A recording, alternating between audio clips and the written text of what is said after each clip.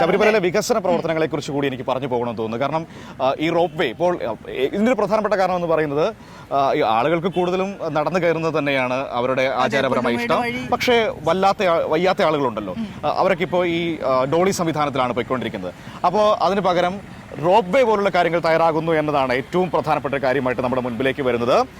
ഒപ്പം തന്നെ rope way കാര്യങ്ങൾ എന്നാൽ ഒന്ന് തീർത്ഥാടനം മാത്രമല്ല, അങ്ങോട്ടേക്ക് സാധനങ്ങൾ എത്തിക്കാനുള്ള കാര്യങ്ങളൊക്കെ വളരെ സുഗമമാവുകയും ചെയ്യും. അപ്പോൾ അങ്ങനെയുള്ള വലിയ വികസന പ്രവർത്തനങ്ങൾ കൂടി ശബരിമലയുടെ ഭാഗമായി നടക്കുന്നു എന്നതാണ്. അതായത് ഈ പദ്ധതിക്ക് വേണ്ടിയിട്ട് വനഭൂമി സർക്കാർ ഏറ്റെടുത്തു കഴിഞ്ഞു. അതിന് പകരം ഈ വനവുമായി ബന്ധപ്പെട്ട് നിൽക്കുമ്പോൾ അങ്ങനെ ഒരു പ്രശ്നമുണ്ട്. നമ്മളിപ്പോൾ ഒരു വികസന പ്രവർത്തനത്തിന് വേണ്ടി വനത്തിന്റെ ഭൂമി വിട്ടുകിട്ടിയാൽ പകരം വനവൽക്കരണം നടത്താൻ ഒരു ഭൂമി തിരികെ കൊടുക്കേണ്ടതുണ്ട്.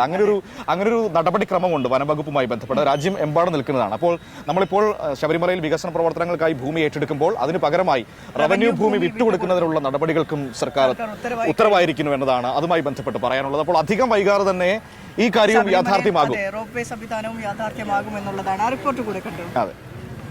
4.5 ഹെക്ടറിലധികം വനഭൂമിയാണ് ഏറ്റെടുക്കുക. ഇതിന് ബദലായി കൊല്ലം പുനലൂർ താലൂക്കിലെ റവന്യൂ ഭൂമി വനംവകുപ്പിന് കൈമാറും. റവന്യൂ ഭൂമിയുടെ ഉടമസ്ഥാവകാശവും വനംവകുപ്പിന് നൽകും.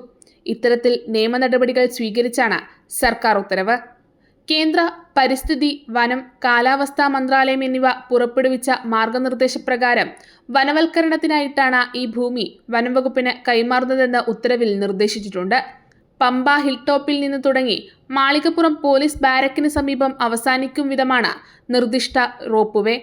പമ്പയിൽ നിന്നും സന്നിധാനത്തേക്കുള്ള ചരക്കുനീക്കത്തിനും അത്യാവശ്യ ഘട്ടങ്ങളിൽ ആംബുലൻസ് സർവീസായും റോപ്പ് വേ ഉപയോഗിക്കാനാകും. 2.8 കിലോമീറ്റർ നീളം വരുന്ന റോപ്പ് വേ നിർമ്മാണത്തിന് 150 കോടിയാണ് ചിലവ് പ്രതീക്ഷിക്കുന്നത്. കൈരളി ന്യൂസ്, തിരുവനന്തപുരം.